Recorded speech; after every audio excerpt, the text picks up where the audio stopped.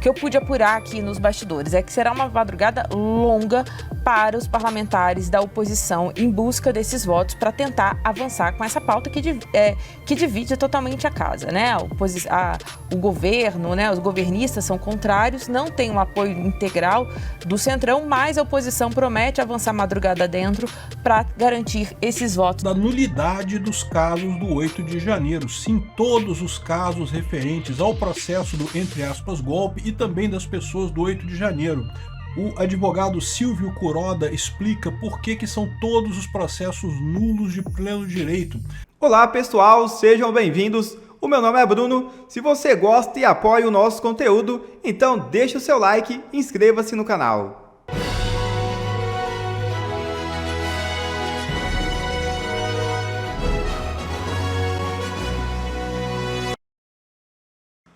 Hugo Motta acena a oposição e pautará fim do foro e PEC da blindagem. Propostas retiram o poder do STF e só permitem que deputados e senadores sejam presos em flagrante por crimes expressamente inafiançáveis. O presidente da Câmara, Hugo Motta, decidiu pautar a PEC da emenda à Constituição que restringe o foro privilegiado. Colocar o texto em votação foi uma das exigências apresentadas pela oposição para desobstruir a mesa diretora, ocupada pelos deputados em 5 e 6 de agosto. Também deve entrar na pauta da Casa outra proposta, a PEC 3 de 2021, chamada de PEC das Prerrogativas, ou PEC da Blindagem. A proposta foi capitaneada pelo ex-presidente da Câmara, Arthur Lira, em 2021. O relator Lafayette de Andrade vai apresentar na manhã desta quarta-feira o texto que será analisado pelos congressistas. Uma reunião para analisar a nova redação da proposta será realizada às 11 horas. Deve ser votada em plenário no mesmo dia. À época, Lira articulou a proposta sob o argumento de impedir que outros deputados fossem presos pelo STF, assim como foi com Daniel Silveira. Isso porque, na prática, a proposta original torna quase nulas os caminhos para penalizar judicialmente um congressista. O texto propõe que deputados e senadores só poderão ser presos em flagrante por crimes inafiançáveis, determinados pela Constituição. Além disso, também fica proibido o afastamento cautelar de congressistas por decisão judicial, e a perda de mandato só poderia se dar com o aval do Congresso. Também será incluído na pauta o fim do foro privilegiado. Até recentemente, quando um político deixava o cargo, as ações que respondia no Supremo eram encaminhadas para a primeira instância. Para manter os processos do ex-presidente Jair Bolsonaro no STF, os ministros da Corte mudaram o que eles próprios haviam decidido. Recriaram o foro privilegiado eterno. Os deputados querem acabar com isso. Quem sai do cargo passa a responder por eventuais acusações na primeira instância da Justiça. O presidente da Câmara dos Deputados, Hugo Motta, incluiu a PEC da blindagem, que prevê diversas mudanças no trâmite de investigações abertas contra parlamentares e também a discussão do fim do foro privilegiado na pauta de votações da semana. Eu vou mais uma vez para Brasília conversar com a analista Jussara Soares e, claro, quero ter a visão de Caio Junqueira nesse tema. Eu começo com você, Jussara. Quais são as chances desses textos avançarem na casa? Márcio, o texto da chamada PEC da blindagem, também conhecida como a PEC das prerrogativas, ele propõe que haja uma autorização do Legislativo para que deputados, parlamentares sejam investigados pelo Supremo Tribunal, alvo de investigação. E aí esse texto também se debruça sobre em que situações os parlamentares podem ser presos em flagrante. Então tem ali alguns crimes que, por exemplo, como racismo, que eles poderiam ser presos em flagrante. Mas de alguma forma, esse texto ele tem um apoio, né? Na verdade, ele é patrocinado pelo Centrão em meio justamente a essas discussões sobre a questão das emendas parlamentares. Nos últimos dias, Márcio, ele ganhou o apoio também da oposição, que se vê nessa iniciativa um jeito também de se blindar ali das ações dos ministros do Supremo Tribunal Federal. Bem, qual que são as chances? O que eu apurei com integrantes do Centrão, inclusive da oposição também, é que tem votos para esse texto da PEC da blindagem ser aprovado amanhã já em 2 turnos. Esse é o desejo dos líderes do Centrão, é que seja votado em 2 turnos amanhã na Câmara de Deputados e já enviado ao Senado, né, para continuar a tramitação e aí, enfim, avançar com essa proposta. Por outro lado, também foi incluída na pauta o fim do foro privilegiado, que é uma pauta da oposição que vem insistindo nisso há muito tempo, inclusive foi ali um motivador para quando deputados tomaram a mesa da Câmara de Deputados, e então essa pauta também foi incluída, só que ainda não há garantia de que será votada. O que eu pude apurar aqui nos bastidores é que será uma madrugada longa para os parlamentares da oposição em busca desses votos para tentar avançar com essa pauta que divide totalmente a casa, né? O governo, né? Os governistas são contrários, não tem um apoio integral do Centrão, mas a oposição promete avançar madrugada dentro para garantir esses votos amanhã. Se não tiver os votos, aí vai caber aos líderes da oposição, do PL, da oposição como um todo, trabalhar para que o presidente da Câmara acabe retirando da pauta e eles não sejam derrotados no plenário, não sejam derrotados no plenário. Bem, pauta para amanhã para a gente seguir acompanhando, mas há uma movimentação em relação a isso, com a garantia de que é mais favorável a aprovação dessa chamada PEC da blindagem. Nós temos como pauta legislativa o nosso item número 1, e não abriremos mão na Câmara e nem no Senado, de pautarmos a anistia dos presos políticos do 8 de janeiro. Este é o item 1. Item 2. Vamos pedir que seja pautado a PEC 333, que muda o foro privilegiado para que esta perseguição do Supremo Tribunal Federal pare de uma vez por todas. Temos mais de 60 parlamentares respondendo processos no Supremo Tribunal Federal, além dos esdrúxulos, conhecidos inquéritos do fim do mundo que nunca terminam, que estão todos eles centralizados na mão de um único ministro do STF, e o nome dele é Alexandre de Moraes. Isso tem que acabar, isso não é democrático, isso não é constitucional, isso fere o devido processo legal no país. Esse é o Ancapso e nós vamos falar agora da nulidade dos casos do 8 de janeiro. Sim, todos os casos referentes ao processo do, entre aspas, golpe e também das pessoas do 8 de janeiro. O advogado Silvio Kuroda explica por que são todos os processos nulos de pleno direito, devido à violação do promotor natural. Vamos entender o que é isso daqui e por que isso aconteceu. E é documentado, né? Evidentemente é documentado, está claramente documentado ali. Isso abre uma brecha extremamente interessante caso os outros ministros do STF queiram resolver o problema do Alexandre de Moraes. É uma maneira de anular o processo inteiro de forma muito simples, com um embasamento claro, um embasamento óbvio. Pois bem, se trata de mais uma investigação muito bem feita pelo David Agape, que tem feito um trabalho de investigação muito bacana. Recomendo muito que você compre a assinatura da investigação, que é o blog dele, né, que ele bota as informações aqui, vale muito a pena mesmo, né? Eu vou dar uma visão geral do que ele está falando aqui, mas é lógico, para você ver todos os detalhes, você vai ter que ir no site dele e comprar a assinatura dele ali. Eu já comprei a assinatura minha dele e recomendo que você faça. Sempre tem muita informação interessante aqui, né? Bom, e o que ele está falando basicamente? Ele fez uma entrevista com o Silvio Kuroda, que é um advogado de algumas das pessoas do 8 de janeiro, né? E basicamente o que ele coloca aqui, o Kuroda explica que as denúncias apresentadas pelo subprocurador Carlos Frederico dos Santos violaram o princípio do promotor natural. A regra do juiz natural todo mundo sabe qual é, mas o promotor natural também é uma regra reconhecida na doutrina do direito, tá? Ela está implicada aqui no artigo 5º da Constituição, no inciso 53. Ninguém será processado nem sentenciado senão por autoridade competente. Repara que fala claramente autoridade competente.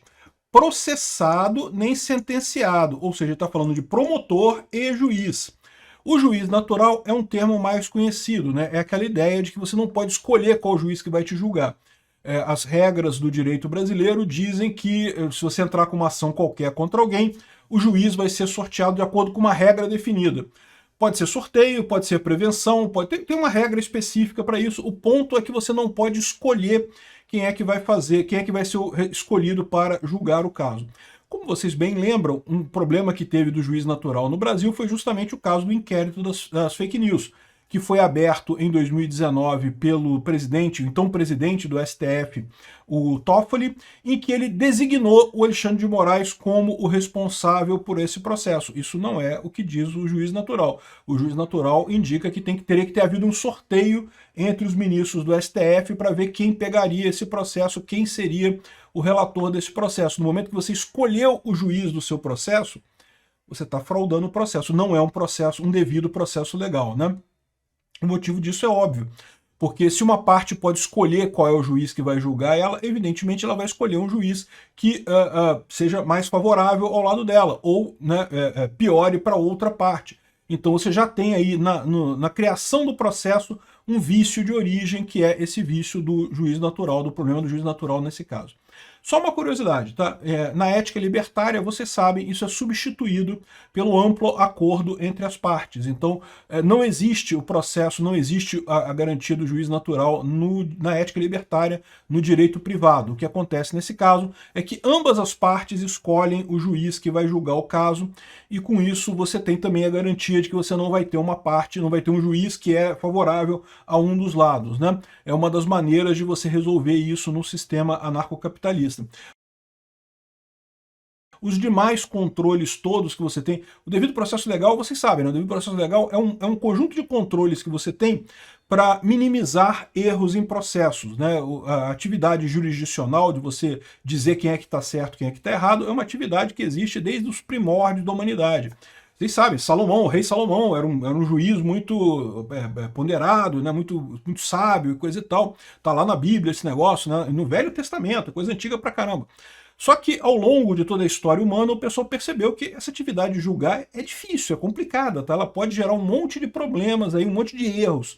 E o devido processo legal é justamente um conjunto de controles que você tem para evitar erros, evitar que o juiz decida errado. Não é uma garantia, não é que se tem o devido processo legal vai sempre o julgamento ser correto, não é isso. Mas pelo menos você evita os principais problemas que foram identificados na história. É uma série de requerimentos, a ampla defesa, o contraditório, o direito a uma segunda instância, uma segunda jurisdição. Enfim, tem uma série de passos que você define, uma série de controles que você coloca para evitar erros no processo. Um desses controles é o juiz natural. E também o promotor natural. Porque lembra, o promotor é o cara que vai acusar numa ação penal, né? Então numa ação penal, o promotor é o cara, digamos, o cara que quer condenar, é o cara que quer botar a pessoa na cadeia. E do outro lado você tem o advogado de defesa. O advogado de defesa é escolhido pela pessoa que está sendo acusada, pelo acusado no caso.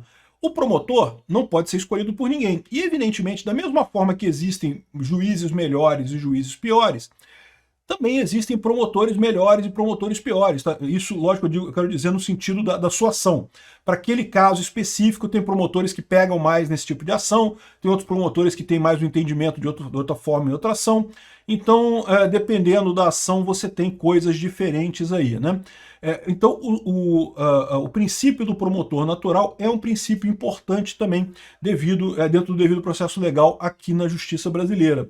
E está aqui na Constituição, inciso 53, ninguém será processado, que é o caso do... Aqui, ó. Ninguém será processado, ou seja, é o promotor, e nem sentenciado o juiz, senão pela autoridade competente. Ou seja, se você determinar que a pessoa que apresentou a denúncia pelo Ministério Público, ela não é o promotor natural em um caso, o caso é nulo de pleno direito, nulo, completamente nulo, nada se produz dele, né? Nessa entrevista exclusiva para a investigação, Kuroda explica as denúncias apresentadas pelo subprocurador Carlos Frederico dos Santos violaram o princípio do promotor natural. A regra que garante que todo acusado seja processado por um promotor com atribuições previamente definidas em lei e não por alguém designado para um caso específico. Essa atribuição cabia à então vice-procuradora-geral da República, a Lindora Araújo. A Lindora Araújo, vocês sabem, ela tomou várias decisões, inclusive ela foi uma das promotoras que brigou contra o inquérito das fake news, teve uma série de problemas com Alexandre de Moraes, e ela nunca abriu mão dessa função. Por isso, segundo Kuroda, as denúncias de Carlos Frederico não têm validade. Ele cita portarias publicadas no Diário Oficial, aí tem imagens aqui no coisa, que mantinham Lindora como titular das ações no STF e apenas criavam um grupo de apoio coordenado por Carlos Frederico, sem lhe conferir poder para oferecer denúncias. Ao ignorar esse limite, o STF abriu espaço para um tribunal de exceção, no qual promotores e juízes são escolhidos a dedo. O Alexandre de Moraes foi escolhido pelo Toffoli, né, porque tudo isso daqui, o que acontece? Existe uma regra do direito que é, se você já está analisando um caso, então você é prevento daquele caso, ou seja, você vai ser chamado para tudo que tem derivado daquele caso. E o Alexandre de Moraes foi escolhido para o inquérito do golpe, coisa e tal, por prevenção, porque ele já vinha desde a época do inquérito das fake news, sendo prevento nisso, e no inquérito das fake news, como é que foi essa escolha original dele? Não foi por sorteio, foi porque o Toffoli indicou. Então, o Alexandre de Moraes, ele já está violando o devido processo legal nesse caso, e também o fato de que o Frederico, né, o Carlos Frederico, indicou essa ação, também violaria esse princípio do promotor natural. O afastamento de Lindora prossegue surge como uma manobra, em tese inconstitucional. Ela já havia se posicionado contra investigações de cunho político e entrou em choque com Alexandre de Moraes em diversas ocasiões, defendendo suas prerrogativas. Tentou encerrar o chamado inquérito das fake news, e isso é verdade, eu lembro, eu fiz vídeo sobre isso, ela pedindo para encerrar o inquérito, porque, de novo, é o que eu falo para vocês, todo mundo sabe, inquérito que não acaba nunca é inquérito de ditadura, não tem esse negócio não. Em parecer revelado pela Folha de São Paulo em agosto de 2024, classificou como inconstitucional o uso da Assessoria Especial de Enfrentamento à Desinformação, a EED, o órgão do Eduardo Tagliaferro lá no TSE, que era responsável por descobrir se tinha verdade ou mentira nas coisas, né? Que passou a atuar como polícia investigativa, foi o que aconteceu de fato. O documento pedia anulação das medidas baseadas nos relatórios da EED e advertia que o Judiciário não pode investigar crimes de ofício. Por quê? Porque isso é atribuição do Ministério Público, né? Ou seja, a briga aqui é entre Ministério Público e Justiça. O Alexandre de Moraes não só está tomando conta do STF, né, querendo mandar em todo mundo do STF, como também está diminuindo o poder do Ministério Público. É típico de ditadores isso daí. O cara quer poder, poder e poder. E se alguém não parar esse cara, ele vai chegar à situação do Stalin, né? O Stalin na União Soviética também, ele tinha um cargo lá de secretário do partido, não sei o que lá, mas a verdade é que ele não deveria ser ele que mandava em tudo. Mas no final das contas era ele que mandava em tudo. E por quê? Porque todo mundo ficava quieto, todo mundo tinha medo do Stalin, ele tinha um mecanismo de repressão enorme lá no coisa, mandava matar milhares de pessoas por dia só por esporte, para qualquer pessoa que fosse contrária a ele morrer, e ele mandava aviso para os outros, então ele mandava em tudo. É mais ou menos o que o Alexandre de Moraes está se tornando aqui no Brasil, né? Aqui, ó. Apesar do afastamento informal da vice-procuradora, ou seja, foi criado esse grupo para investigar o 8 de janeiro, a prerrogativa de apresentar a denúncia era dela.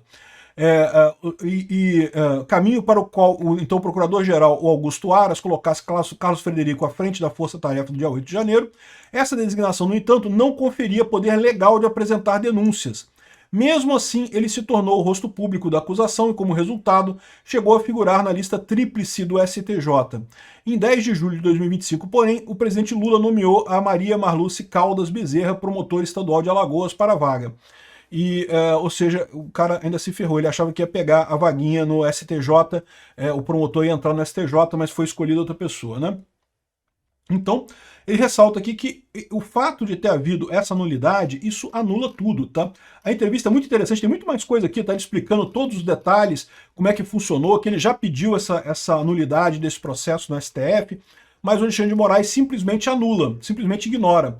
Ou seja, falta isso chegar numa... Aqui tem as imagens todas aqui da criação do grupo, que não afasta a Lindora Araújo, ou seja, falta o resto do plenário do STF julgar esse caso e decidir essa coisa. E aí que eu falo para vocês, olha a oportunidade que tem o STF. Lembra que eu falei para vocês que essa era uma das alternativas que o STF tinha?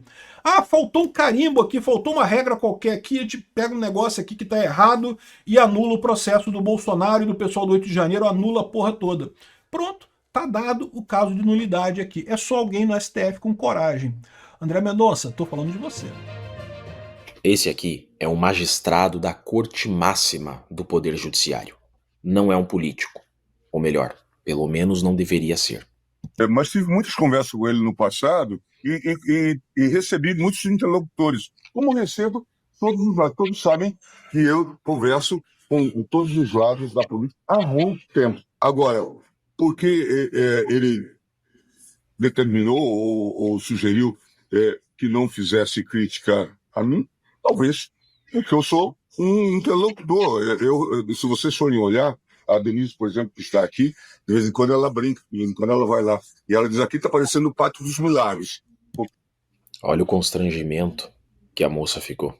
E junta gente de diversa origem no gabinete. Eu recebo, converso. Vocês ouviram bem? Porque eu sou um interlocutor. Porém, entretanto, todavia, de forma bem objetiva, Lei dos Crimes de Responsabilidade, artigo 39(3). São crimes de responsabilidade dos ministros do STF, que é o que Gilmar Mendes é, um ministro da Suprema Corte. Exercer atividade político-partidária. A lei proíbe que o ministro confunda as funções de magistrado com interlocutor político. Se você acha isso normal, tudo bem.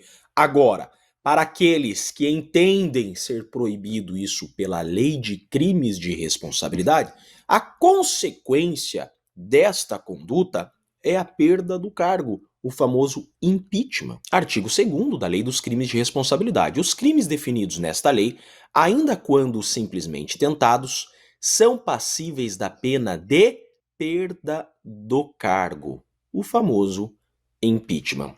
Digo para vocês, isso daqui é sim absurdo e não se admite uma postura como essa de um magistrado que, segundo a Constituição da República e a legislação vigente do Brasil, deve ser inerte e imparcial, não podendo exercer atividade política. Magistrado não deve ser interlocutor com lados políticos. Não sei porquê, mas a hora que eu vi essa fala, eu lembrei imediatamente disso. Ai, o ministro me mandou essa figurinha. Eu tô adorando esse negócio de figurinhas. A situação está sob controle, só não sabemos de quem. Deixa pra lá. Eu sou Jeffrey Chiquini, sou advogado e deixo aqui um grande e forte abraço a todos.